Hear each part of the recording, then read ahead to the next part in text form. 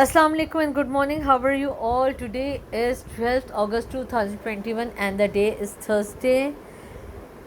In previous class we learned about uh, we uh, we learned about what are living things and non-living. We study chapter number 1, life on earth, and we learned about what are living things and non-living things and nutrition.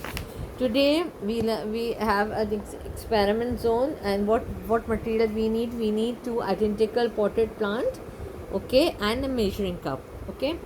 Was a procedure that we have labeled the plants as plant A and plant B, and place them the plant in the area that have received a lot of sunlight.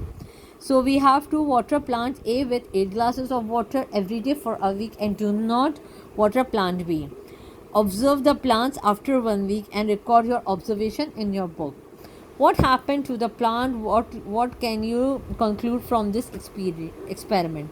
So what you have to do, take two identical potted plant, and you have label them plant A and plant B, and you are going to keep it in an area that receive a lot of sunlight. So what you are going to do, you are going to give water plant A at least 8 glass of water every day for a week, and do not water plant B, okay.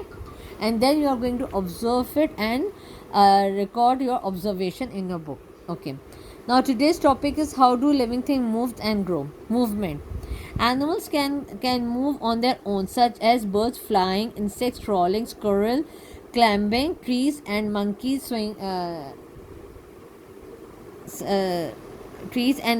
swinging from one tree to another. Movement is important to animals as it allows them to look for shelter and food. Movement also allows animals to escape from danger. Plants also move, such as touch me not plant folding its leaf when touched. Unlike living things, non-living things do not move on their own. Okay. In this para, they explain you that animals can move by their own.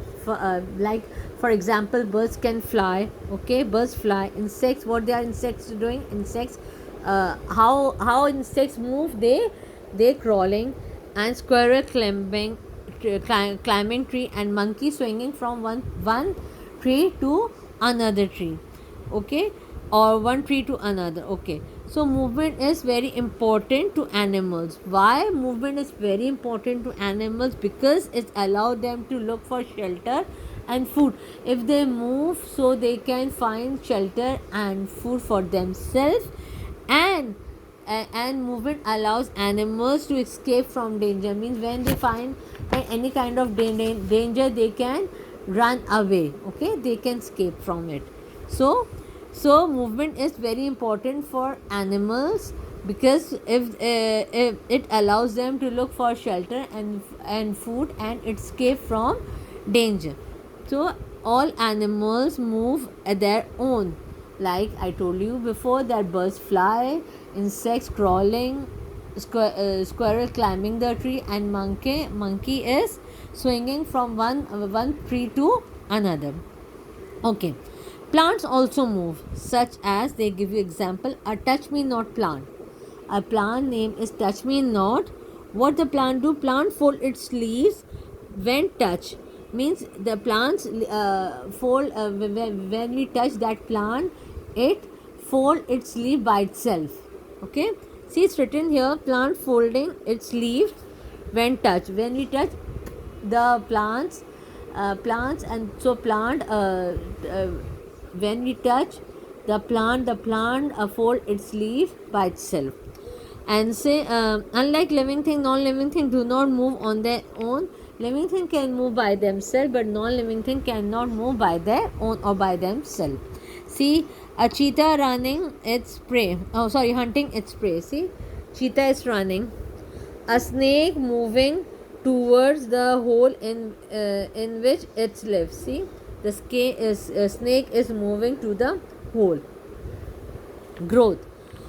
Same as if the nutrition is very important, movement is important. The third point is growth. Nutrition enable living things to grow. Nutrition is for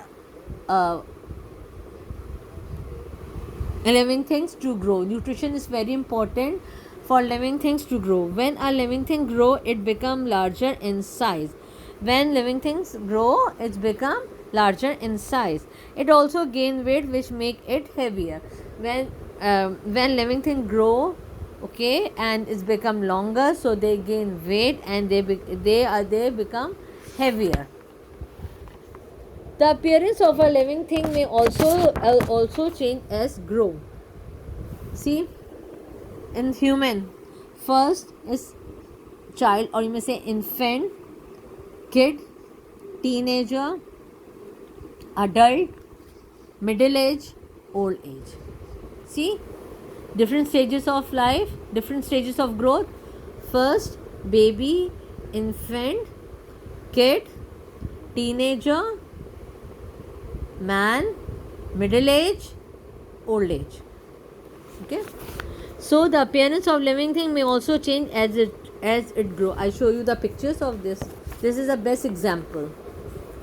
Okay, for some animals the adult does not resemble the young. For example, the young of a butterfly is a caterpillar and they do not resemble each other.